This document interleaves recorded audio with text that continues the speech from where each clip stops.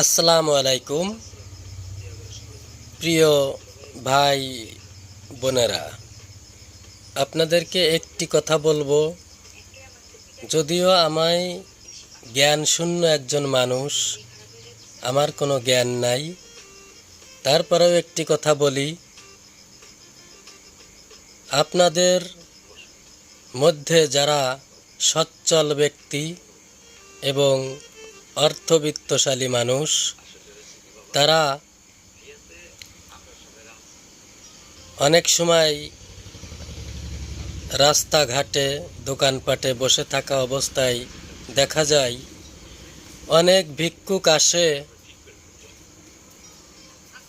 সাহায্যের জন্য। তাদের সর্বোচ্চ চাহিদা থাকে 5 টাকা, কেউ 2 টাকা দেয়, অনেকে 10 টাকা দেয়। কিন্তু দেখেন, আপনারা যারা চায়ের দোকানে বসে 10 মিনিট কথা বলেন, হয়তো সেই দোকানে আপনি চা পান, সিগারেট ইত্যাদি খেয়ে হয়তো আপনার 100 টাকা বিল হয়েছে।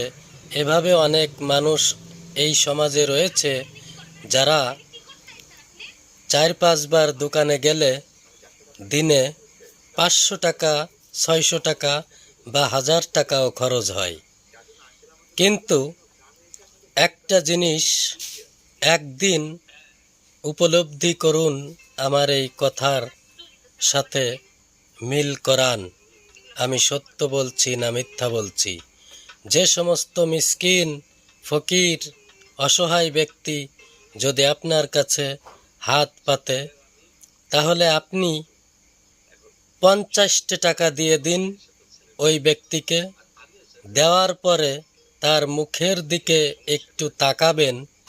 তাকানোর পরে আপনি বুঝতে পারবেন যে অর্থ সম্পদের ভিতরে যে সুখ আপনি পেয়েছেন, আমি কথা দিচ্ছি তার চাইতেও আত্মতৃপ্তি আপনি বেশি পাবেন ইনশাআল্লাহ, যদি আপনি অন্তর থেকে তার দিকে তাকিয়ে আপনি একটু দেখতে পারেন। ধন্যবাদ সকলকে।